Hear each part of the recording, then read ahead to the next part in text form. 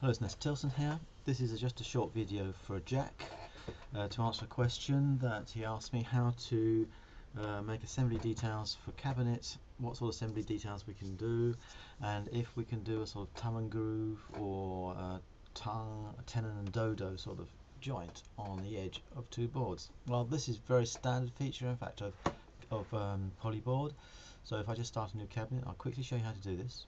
New cabinet comes in, of course, in this particular mode here. We've got no manufacturing details on it, and the cabinet is just a simple cabinet. Let's have a look at wireframe and we can see how it's made. It's just butt jointed, and we can add whatever assembly details we want, either directly or through a manufacturing method. Let's see with Jack what Jack wanted. I think what Jack wanted was a sort of tongue and groove joint. So let's replace this joint between the top. If I select the top, and I have the top here, and let's say that on the left side, let's just change the language because I'm in French here, but put it in English. The top is selected, and let's open the link to the left side and see what sort of link we have. We have right, the board, the top is underpassing, that is butted up against the side. The type is recess, but let's change that to mortise and tenon. And a mortise and tenon joint, by if I give a depth to the mortise and tenon joint, let's give it just 10mm depth, and we can see immediately what does a mortise and tenon joint give when we just give a 10m depth. Well, we can see here, let's give it like here, we can see here it in fact gives a rebate. That is a penetration into this board by 10mm here. Okay, now let's change this, and let's say that what we want is we want to give a thickness to the tenon. So let's give a 10mm thickness to the tenon.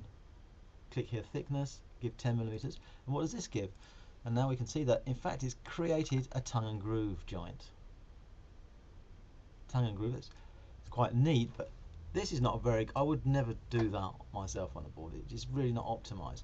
What's optimized would be if the tongue, which is called here a tenon, is actually flush with the inner side, because then it will be, then we would have the top would actually be grooved on the inside into the side, so that the inner joint here would be very neat, and we would have a maximum amount of material on the outer side of the tongue, so that the joint would be much stronger.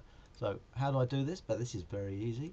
Once the top's selected and we look at the left side again, we can just we have here position. Now position, if I want it put the tenon positioned on the inside of the cabinet, we gives exactly what we want. Here we have a groove or dodo and a rebated top that slides into the groove. That's very easy, very neat.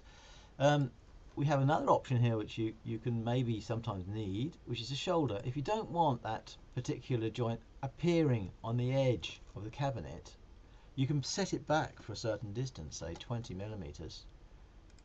And now what we get is this.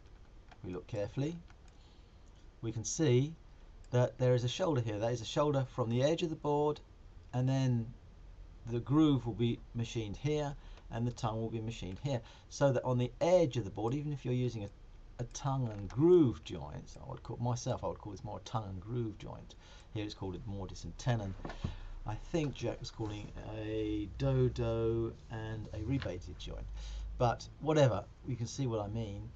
This particular joint here is now set back so that the flush, it doesn't show on the front edge of the cabinet. Much neater if your cabinets are, for instance, edged before or made in solid wood.